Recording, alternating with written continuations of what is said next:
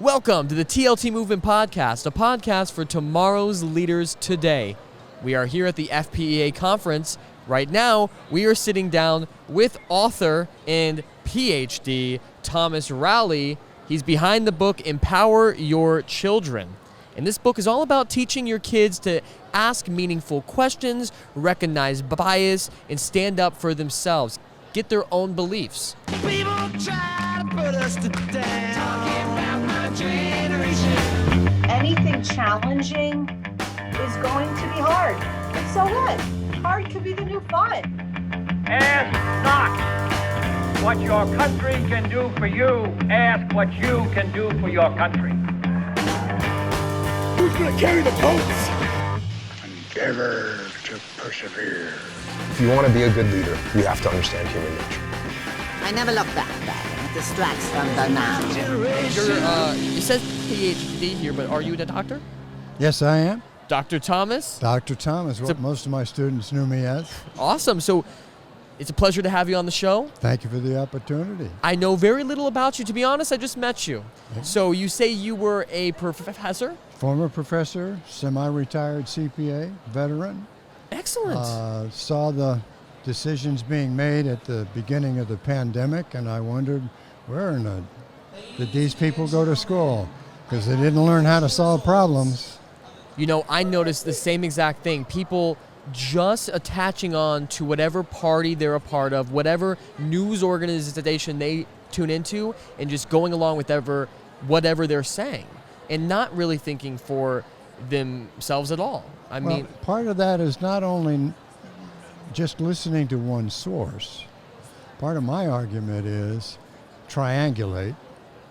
Comes from having been an accountant for contractors, and we always tell them, get 3 bids. You know, make sure you've got the real value. But ask the key questions. Who wrote it? When did they write it? Why did they write it? Who was the audience that they were intending this material for? And most importantly, what's their reputation? How reliable how accurate have they been in their predictions? Sure. And then kind of extrapolate from everything that you read to figure out the truth, because that's really what it boils down to. Everybody's a little biased, and you got to really read out there and figure out what they're all saying, so that you can figure out what the middle is. Which piece to buy? Right, exactly. And you know, I think it's so smart to start with children, because I think a lot of people underestimate the ability of children's minds. Well, they're sponges. Right. And to teach them qualities like this at a young age, I think is so crucial to become competent adults. That's the whole objective, is to raise kids that become successful, productive adults in whatever career they may choose. From an astronaut to a janitor, it doesn't matter. Right. As long as you do what you say, mean what you say, commit, be respectful. The term I like to use in the book is teach the kids to be respectful skeptics. So that what does it mean to be a respectful skeptic? Asking questions about the source and the value of the source and the reliability of the source of the information, and going, for example, there's some controversial topics out there in the public school system, and if we can train our kids to ask the right questions, they can say, you know, Danny, I heard your story, but it doesn't match what I know history to be or what today's circumstances are. So thank you for sharing what you know, but I'm not buying your argument. Imagine if people talk to each other like that. What a different world we would be in. It would be pleasant. Yeah, you know, I've realized, especially here at FPEA, I'm just going to lay it on the line. I'm not going to tiptoe around saying, I was about to start this off with just referencing ambiguous political party, but I'm just going to shoot straight here. We are here at FPEA conference. A lot of these parents are conservative. Right. They're not trusting of the public school system to actively and accurately educate their kids. And so I see a lot of these children running around here with a Ron DeSantis shirt on, a Let's Go Brandon hat. I agree with these shirts. I like Ron DeSantis. He's a really cool guy. I asked these kids who are young, probably like under the age of 10, I go, why do you like Ron DeSantis? They go, because he's the best governor ever. I'm like, why? Because my dad said so. Yes, it's because my dad said so. It's because my dad bought me the shirt and put it on me. And even though I agree with their viewpoints as far as Ron DeSantis being a good governor, I think it's wrong that they are just being told to think this way and then they're thinking this way. I think this breeds, as they grow up, become a little bit more an individual and start to have their own ideas. I think when they're exposed to these different viewpoints, they're going to look at their parents and go, oh, maybe my parents aren't super geniuses that have unlocked the secrets of this world and know everything. And they'll start to, I think it could breed a sense of like, oh, I've been being lied to. If I was lied to and they didn't tell me the absolute truth about this specific thing, maybe they lied about everything. And they'll get confused, not know what's going on. And because they don't know how to think for themselves, they'll just buy into what their college professor is teaching them or what their social group at the time is thinking. And I think it breeds a lot of follower mindset and not leadership mindset. Well, a good leader is somebody, I think, who evaluates the circumstances. The key, I think, part of what prompted me to write the book in the first place, as a former professor, what I saw being done didn't make any sense.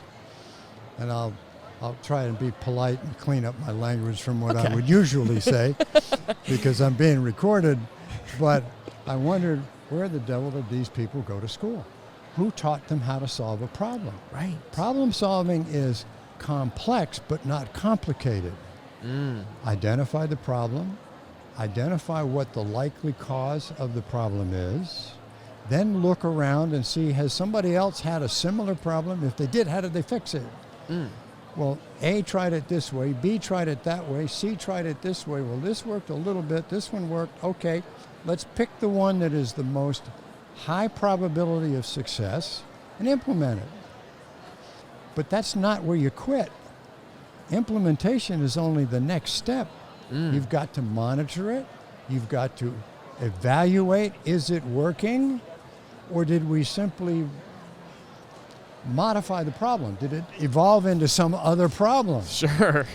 One of the speakers the other night was talking about how he felt professional education and federal government and all the rest of it was irredeemable. I'm not quite that skeptical or that disappointed. Sure. But it's got to start at the family level. It's got to start with mom and dad teaching their kids to think and to ask the right questions politely. Right. Not be rude. Not be rude. You know, I love watching these viral videos about the parents barking at the school board. Yeah, it's so funny. But at the end, it's only entertainment because they don't do anything. Right. The worst case is they shut the meeting down and say, well, you're causing trouble. Arrest this person. drag them out of the meeting. So one of the subjects that I used to teach was business and professional speaking. And so the goal is, along with trying to convince people to buy the book, is to train them to ask and present in a 3 to 5 minute series aimed at the specific audience that they're talking to, knowing who the audience is, what are their needs and goals and their expectations, and to do it in 3 to 5 minutes with a compelling call to action, following what I call the 3 Ps. Be prepared, be polite, be persistent. Hopefully it'll work. I think it very well could work. Fingers crossed. Yeah. Oh my gosh. Yeah. I think this might be the most important conversation that I've had today, and the most. I'm gonna have to buy this book because I definitely want to teach my kids to think for themselves. And just because I'm a Christian, just because I'm a conservative, doesn't mean that they're born into that. They got to find their own identity and find what the truth is. And hopefully, I strive to raise them a way where they can come to these conclusions on their own and know why they came to it. Okay. And I can't wait to read this book. You've already given us a couple sneak peeks into what the book holds. What would you say is your number one maybe tip or trick that a parent or even a student watching this right now could implement that could teach them to be starting to think on their own? Well, I think the first thing is to just be, it's not persistent, but be inquisitive. Don't just accept everything simply because the person appears to be an authority. They may well be very well versed in a particular topic. Sure. But is there somebody else who has looked at the same data and come to a different conclusion? The biggest problem with the pandemic, I mean, it was pretty obvious 60 days into this that the people who were at risk were elderly, already sick. If they caught COVID, it was likely to be fatal.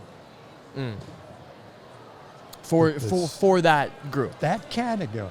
Right. They're the ones we should have protected. We should have separated, isolated, but not isolation like they did in some of the New York City. Right. I mean, that was just insanity. Because the poor people sitting in these places, well, why haven't my kids come to see me? Yes. Because they lock the doors and won't let them in. But to be inquisitive, to be, the word I use as one of the categories, and I identified 4 categories of people who are interested in being more critical in their thinking: apprentice, challenger, an advocate, and a visionary. The challenger isn't challenging from the standpoint of, well, I know better than you do, and boom, boom, but to challenge politely. Well, why do you say that? What's your reasoning behind that? Where's your evidence? One of my favorite examples is, and you're probably way too young to remember it, but there was a fast food commercial with a little old lady in it that said, "Where's the beef?" I have heard "Where's the beef?" It was an old fast food hamburger commercial. Okay. And that's what I'd like our young kids to start to say. Where's the meat? Where's the core of this argument? And is it rational, logical, and supported by the evidence? Wow. Yeah, I think that's great. Dr. Thomas, thank you so much for sitting down with me. Very educational, and I hope the audience at home is inspired, if you haven't already, to start thinking for yourself. Have a great day. Thank you. Where can one last thing? Where can people buy this book? The hardcover is available in Barnes & Noble and in the catalog for Walmart. The paperback and the teacher's guide that goes with it's available on Amazon. And for this weekend, I've reduced the prices for the books on Amazon. So buy it up now whilst you can. Between now and Tuesday. Awesome. Yeah, you're the real deal. You're in like Barnes & Noble and Walmart. That's awesome. That's great. Thank you again. You're more than welcome. Thank you. My generation.